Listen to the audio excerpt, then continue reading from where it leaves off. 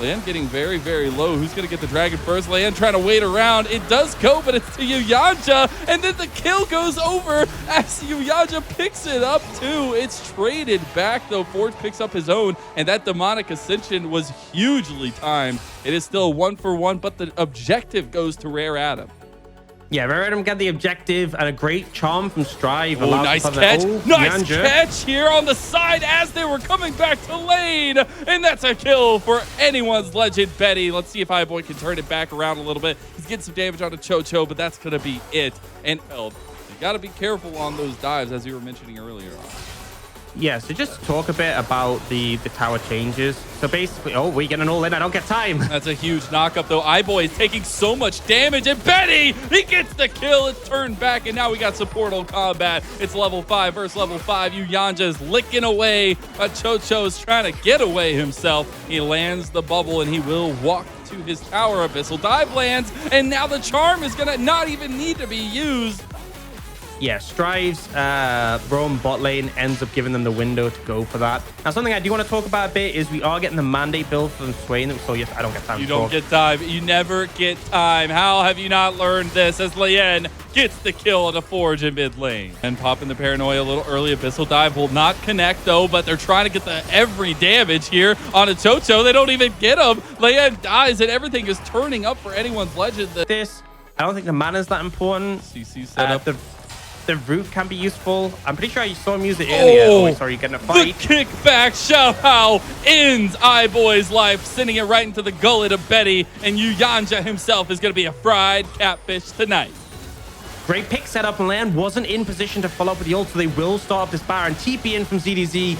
They're wanting to make this happen. Will we get the Everfrost Gwen TPing in to respond? That is the question. Hey, you got RA collapsing on both sides. Leanne is still here. Strive goes in with the Spirit Rush, but Leanne is the target you have to watch. He has Paranoia available. Betty goes over the wall. Betty is blowing up Leanne, and the Baron does not matter. It is the kill that comes through. No steal today for RA, and the Baron goes over to anyone's legend. And AL using that snappy burst to get those initial picks, then take out Leanne, not allow him into the pit. They secure the Baron. It's a fantastic win for them.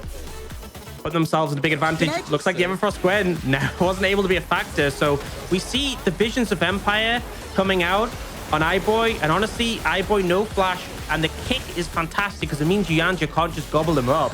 Yep. Yuyanja's life is also forfeit. The W on Swain is like such a powerful slow. Just use all their abilities for it, no matter what. Like taking 1v1s like crazy in bot lane, fighting up, using Gale Force very aggressively. And I love that we're still getting that. The fact that Betty felt confident enough, dash up, Gale Force immediately, calling right to the face of Lan to end his life. That was huge. And now we'll see if Lan can get a little bit of bounce back as they do find Xiaohao. Back again, the connection does not hit. And now RA feel like they can pounce. Strive gets one kill to Xiaohao first. And now you got all the AoE, the needleworks coming in, and all the damage. ZDZ can't do anything on the side here. Forge actually taking up a ton. ZDZ survives, and Forge still has the demonic ascension, but he dies right after. ZDZ gets baited forward into the fight, and that will be an eventual ace for RA. Actually, do they just leave it? Oh my god! Oh my god! ZDZ! No way! He gets the double! He's not gonna find the triple just yet. Leanne knows he needs to head for the hills. Positioning around the Baron, get some of this vision game down. They do have TP available for ZDZ if they want to pull the trigger, and they do. They just start up the Baron here, Ox. Yeah, level 16 kill, and they're like, it's go time, let's make it happen. Now, iBoy actually just come out of base, does have the ultimate, but this might just rely on a steal from Leanne, and he has no vision. Walking away, they got nothing to say about it. That is a Baron being secured by anyone's legend. Leanne walks back into it, but is not going to be able to find the steal on that one, and that is an objective secured by the legend. Yeah, and now Kale in the side lane with the Baron, even more threatening. Going to be more of an issue. Has just finished that Nash's Tooth as well. So 3-item Kale, level 16, truly online. And something else to note is everyone talks about the passive benefits you get from being level 16. You also have your ultimate being a 3-second duration. And bear in mind, being an AP Kale, your ultimate will do decent damage compared to the AD kills we saw yesterday. So very difficult to find a team fight. Charm connects, but Forge doesn't really take much damage. Forge also has lasagnas now, so that setup, that demonic ascension grab is going to be huge for them. They're getting poked down a little bit. The never move was huge to get Strive a little bit of damage onto him. Now we're setting up in front of the dragon, but I believe AL just say, we don't need the third dragon of the game. We don't need soul point. We're just going to go for your base. Yeah, I mean, the game may not last long enough for RA to cash in on that soul, so they give it up. They don't have position on the objective. Instead, they push up mid. And yeah, this is definitely Inhib tower. We'll see if RA can defend, but with no Ahri ultimate, this feels like a hard fight to take. They might force it though. Inhib does go down. Now the re-engage. Xiaohao finds a kick onto Strive. Strive gets Gale Force down. And that's Betty coming through clutch. Forge making the separation happen. The never move was huge. And they're just slowly but surely taking down Rare Adam. One bite at a time. The paranoia comes out, but Lian is the one that should be paranoid. Cube and iBoy, the last defenses here, but iBoy gets blown up by ZDZ. Cube goes golden, but not for long. He will die and bite the dust like the rest of Rare Adam as their base crumbles to the ground and anyone's legend claim the first game. And honestly, there was some back and forth in that one, but anyone's legend.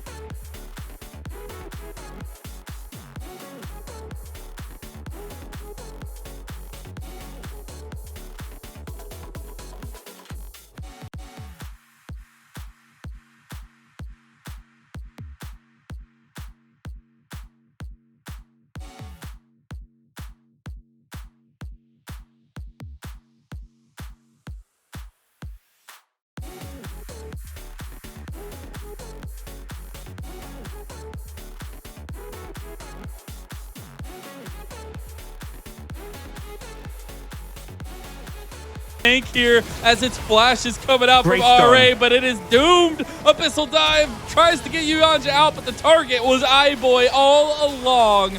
The kill comes to Xiaohao. He gets the reset there as well, but that was a huge play from anyone's legend. Yeah, I love how Xiao picks up the soul as well. Like, you're not going to keep those, dude. But ultimately, really nice play. This is one of the powers of the Bard in distance with those powerful autos, the Shotgun Blaster. Now, we're about to see we've seen this before. It's literally just waiting to happen yet again. And guess what? iBoy doesn't have flash because he burned it last time. The Devourer comes out, but look who's right on the other side. Forge is waiting his way, and that is Yuanja, who has to use the gray health to get away, but does he make it? Forge cleans up iBoy, and there goes Yuanja into the trash basket. It's just free kills. It's like a buffet on Sunday, but he's not going to do that just yet. ZDZ in some trouble using the hook shot away.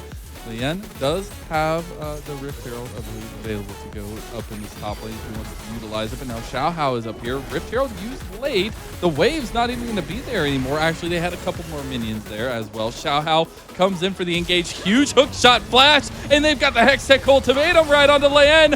Big Dawning Shadow, though, the turnaround. That was huge team communication from RA. The ult from iBoy, I mean, this is twofold. One, the durability changes, Lian tank enough to survive, but then secondly, the ult from iBoy saving him. And remember, it's a Viego. If he gets that kill, he gets the reset, gets the whole set of cooldowns and the extra ult charge to go around. Oh, wait. Hold on. They're in some trouble here. Tempered Fate goes down, lands onto iBoy. Oh, he's going to eat him over the wall. He has Devour, exactly. I was just about to say he's going to save his life over the I thought he was leaving. I thought he was just like, I'm out. You're on your own, buddy. So has that great range into the Viego, but watching this replay, the Bears comes in, just not quite able to finish him off. Look how low the health bar is. Yeah, shield comes in, the damage is there, and Lian gets the double proc off the... But it's all about timing for both these teams. And speaking of timing, it is Rift Herald number 2 started up for RA with AL right around the corner. Chocho finally getting out onto the map, but not really going to be able to contest this as Betty's coming down. They're coming quick, actually, but the Rift Herald does get secured in the end by RA. ZDZ on the flank here, but they won't pull the trigger on it just yet. Actually, they will. Here it goes into the choke point as well. Forge is demonic ascensioning everywhere, and there's so much AoE, but look at that big horn back. It did not matter just yet. Yuanja is not going to go down. Forge is still going, but look, Strive flashes on the other side, gets a kill. He's all by himself. It is sustained battle after sustained battle, but Forge takes down Strive. Able to get any of those resets in, really, due to going down. That can be a big difference maker in those extended fights. But for now, already going to use that Herald and get this tier 2. Leon, though. Oh, Hextech Ultimatum. Leon's just dead. They get the tower. TP is now coming in from RA. They're going to get a response from anyone's legend. Dawning Shadow comes across. ZDZ so low. Demonic Ascension comes out from Forge. They're trying to run away now. Betty using the arcade shift forward. Betty gets the kill on a cube. AL can get onto the backline. If they can make iBoy and Strive have difficulty positioning, that can be the difference maker. Yeah. Oh, that's a big root, though. Heartbreaker was used. Double TPs coming in. Land is just dead to Forge.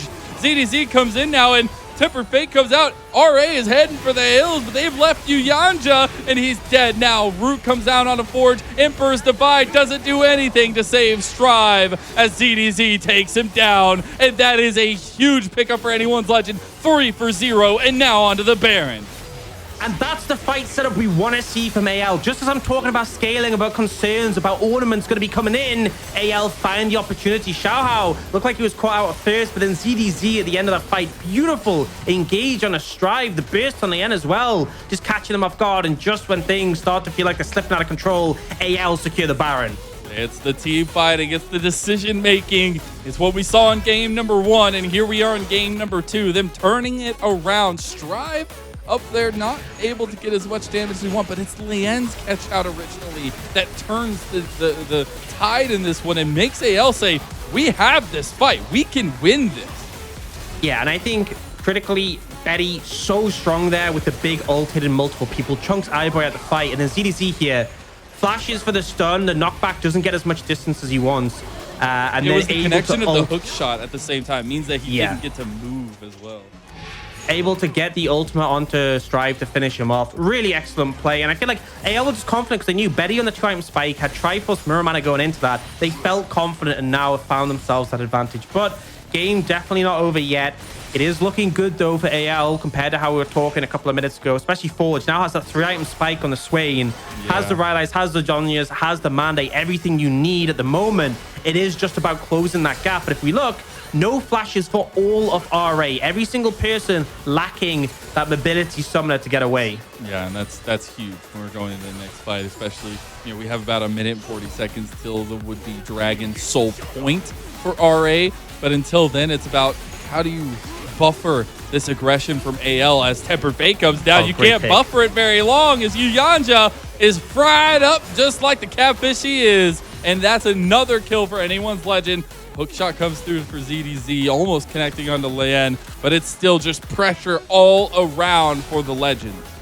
And it's really good play from Chocho again, using the ult to disrupt Yuyanja, and he can't eat himself, right? He can't save himself with that ultimate. And so it's a great target to find that pick on. Betty doing so much damage here. And something to note, right? One of the issues with this fasting center is you fall really far behind in experience generally, but especially with the fact that AL got the Baron. Betty is level 14. iBoy just hit level 11. I remember that a lot of the changes with the durability patch with stats per level, health per level, armor per level, MR per level. If you're down in terms of experience, you're missing out on those. And if you look at Betty's health bar, especially with the Triforce being level 14, he is so much more bulky than iBoy is. The iBoy, super squishy, like less than 1500 HP. And every time I see a skill shot hit him, it just feels painful. I feel it in my core. You definitely can, especially those true shot barrages take about half his health at this point. It is terrifying, but I think that's something to be said going into the rest of these fights is that positioning, making sure that they're in the right position. iBoy isn't getting pop shotted by some of those pokes, but it's very difficult. It's almost impossible. And now you get another item completed for Betty, the Shireldia's Grudge. It's hard to take these fights. They're TPing. They want to make a stand here at this third dragon. And it looks like that might not be the call as half of them get their health bars drenched by that true shot barrage. ZDZ on the flank. He does get spotted out. The Tempered Fate does not connect this time around, but they're surging forward. Forge is going in, and they've already gotten iBoy. That positioning not helping him today. And ZDZ hook shots and Hextech ultimatums onto LAN. They are slowly but surely taking down RA one member at a time. Strive the only one left. He has There's nothing to save him, and that's a clean and total ace for anyone's legend, and they're gonna finish off this game number 2. Everyone goes down 5-0. And again, AL, I love their setup for fights. This is something we saw glimmers of in spring. We saw it a bit, but we didn't get it consistently. Forge, knowing that iBoy has no summoner, flashing in, getting that slow, taking the pick. ZDZ on the flank, knowing exactly what his role is. And honestly, AL, I think like this is a fantastic opener to the split. RA, a team who did make that top 10, did make playoffs, falling 2-0 to AL. Anyone's legend coming out clutch, coming out with a dub to start.